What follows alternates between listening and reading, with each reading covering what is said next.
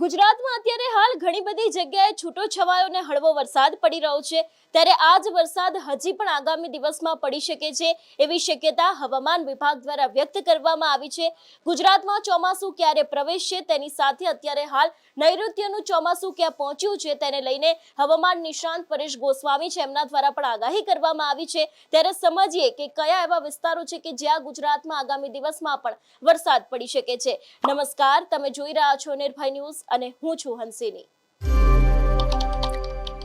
એક તરફ અત્યારે હાલ ગુજરાતમાં ઘણા બધા એવા વિસ્તારો છે કે જ્યાં છૂટો છવાયો વરસાદ પડી રહ્યો છે અને આગામી દિવસોમાં પણ ક્યાંક આ વરસાદ પડી શકે છે એવી શક્યતા વ્યક્ત કરવામાં આવી છે। સૌથી પહેલા તો જે હવામાન વિભાગ છે એમના દ્વારા આગાહી કરવામાં આવી છે એના ઉપર નજર કરીએ। આગામી દિવસમાં સાબરકાંઠા છે, અરવલ્લી છે અને મહીસાગર છે, અહીંયા વરસાદ પડી શકે છે એવી શક્યતા વ્યક્ત કરવામાં આવી છે। એ બાદના દિવસની વાત કરવામાં આવે તો અહીં જે રીતે જોઈ શકાય છે એ રીતે અરવલ્લી છે, મહીસાગર છે, પંચમહાલ છે, દાહોદ છે, અહીં પણ ક્યાંક વરસાદ પડી શકે છે એવી શક્યતા અત્યારે હાલ પૂરતી વ્યક્ત કરવામાં આવી છે। આ બંને દિવસ મધ્ય ગુજરાત હોય ત્યાં કોઈ શક્યતા નથી। એ બાદ વાત કરવામાં આવે કે જે રીતે દરિયાકાંઠાના વિસ્તારો છે ત્યાં પણ વરસાદ નહીં પડે। અત્યારે હાલ જે સુરત, નવસારી, દમણ છે ત્યાં પણ વરસાદ પડવાની હાલ પૂરતી કોઈ શક્યતા વ્યક્ત કરવામાં નથી આવી। પણ હા, ચોક્કસથી ગુજરાતમાં ઘણા બધા એવા વિસ્તારો છે કે જ્યાં ક્યાંક છૂટો છવાયો વરસાદ છે તે પડી શકે છે।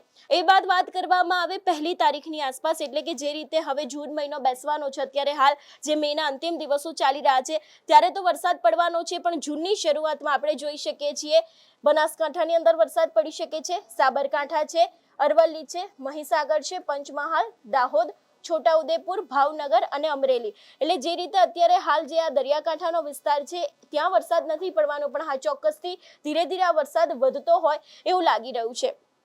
અને આને જ લઈને ક્યાંક જે હવામાન નિષ્ણાંત પરેશ ગોસ્વામી છે એમના દ્વારા પણ આગાહી વ્યક્ત કરવામાં આવી છે। અને હજી પણ જે રીતે અત્યારે હાલ પ્રી મોન્સૂન ચાલી રહ્યું છે એના જ કારણે ગુજરાતમાં વરસાદ તો પડી રહ્યો છે અને એનો વધુ એક રાઉન્ડ છે તે 1 તારીખથી શરૂ થવાનો છે। 1 થી 8 તારીખ સુધી ક્યાંક આ વરસાદનો રાઉન્ડ છે તે ફરી એક વખત ગુજરાતમાં આવી શકે છે એવી શક્યતા પણ તેમના દ્વારા વ્યક્ત કરવામાં આવી છે। વધુમાં આ વિષયને લઈને આગાહી કરતા પરેશ ગોસ્વામીએ શું કહ્યું તે પણ સાંભળીએ। હવે ખાસ કરીને વાત કરવાની છે નૈઋત્યના ચોમાસાની, પણ પહેલા હું આપને એ જણાવી દઉં કે અત્યારે રાજ્યના છૂટાછવાયા ભાગોની અંદર પ્રી મોન્સૂન એક્ટિવિટી ચાલી રહી છે। ઘણા સમયથી જે આપણું અનુમાન હતું કે 20 તારીખથી જે પ્રી મોન્સૂન એક્ટિવિટી ચાલુ થશે, એમ 20 તારીખથી રાજ્યના અલગ અલગ વિસ્તારમાં પ્રી મોન્સૂન એક્ટિવિટી ચાલુ છે। ખાસ કરીને આની સૌથી વધારે તીવ્રતા છે એ સૌરાષ્ટ્રમાં જોવા મળી રહી છે। સૌરાષ્ટ્રના છૂટાછવાયા ગામમાં કોઈ જગ્યાએ સામાન્ય એકદમ વરસાદ પડી રહ્યા છે જે પ્રી મોન્સૂન એક્ટિવિટીના ભાગરૂપે પડી રહ્યા છે। 20 તારીખથી જે આ પ્રી મોન્સૂન એક્ટિવિટી ચાલુ થઈ છે એ 28 તારીખ સુધી ચાલુ રહેવાની છે, એટલે હજુ પણ 3 દિવસ સુધી પ્રી મોન્સૂન એક્ટિવિટી ચાલુ રહે તેવી શક્યતાઓ છે। રોજ અલગ અલગ વિસ્તારમાં 1, 2 કે 5 ગામની અંદર વરસાદી ઝાપટા પડતા રહેશે। બીજો પ્રી મોન્સૂન એક્ટિવિટીનો રાઉન્ડ આવશે 1 થી 8 જૂનમાં। 1 થી 8 જૂનમાં જે રાઉન્ડ આવશે એમાં દક્ષિણ ગુજરાત, સૌરાષ્ટ્ર અને મધ્ય ગુજરાતના કેટલાય ભાગોની અંદર પ્રી મોન્સૂન એક્ટિવિટીના ઝાપટા પડે તેવી શક્યતાઓ દેખાઈ રહી છે। એટલે 2 રાઉન્ડની અંદર પ્રી મોન્સૂન એક્ટિવિટી છે।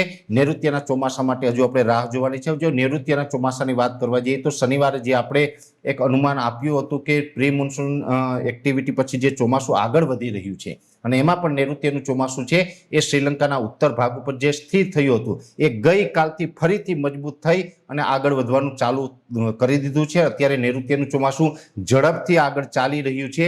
નૈઋત્યનું ચોમાસું આમ તો અંદોબર, નિકોબાર ટાપુ, બંગાળની ખાડીના મોટા ભાગના વિસ્તારોની અંદર પ્રવેશી ગયું છે, સાથે અરબ સાગરની અંદર પણ ચોમાસાનો પ્રવેશ થઈ ગયો છે। જેની પશ્ચિમ પાંખ હોય એ અરબ સાગરની અંદર આવી ચૂકી છે અને હવે કેરળથી માત્ર 50 કિલોમીટર ચોમાસું દૂર છે આજની તારીખે। એટલે કે આજે 25 મે 2026ના રોજ અમારું જે લાસ્ટ પ્રિડિક્શન છે આજની તારીખનું એ મુજબ જોવા જઈએ તો નૈઋત્યનું ચોમાસું કેરળથી માત્ર 50 કિલોમીટર દૂર છે અને હવે આ ચોમાસું છે એ આવતીકાલે 26 તારીખ અથવા તો 27 મેના રોજ ગમે ત્યારે કેરળની અંદર આ ચોમાસાનો પ્રવેશ થઈ શકે છે।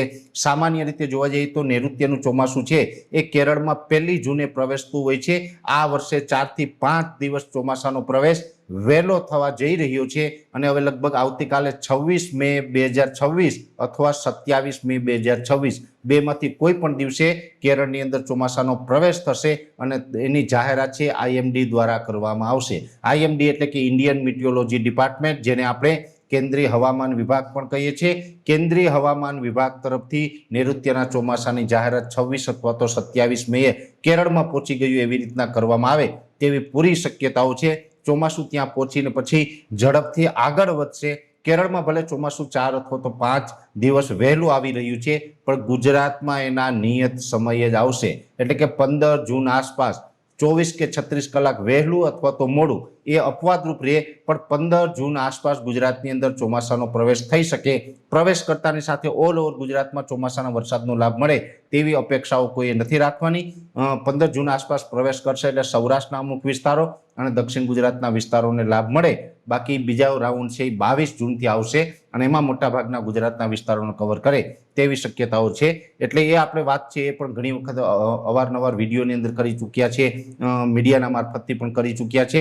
પણ મહત્વના સમાચાર અત્યારે એટલા જ હતા કે નૈઋત્યનું ચોમાસું છે હવે માત્ર કેરળથી 50 કિલોમીટર દૂર છે અને અત્યારે પ્રી મોન્સૂન એક્ટિવિટી ગુજરાતમાં ચાલી રહી છે અને એ સાથે ગરમી, ઉકળાટ અને બફારામાં સખત વધારો થઈ રહ્યો છે.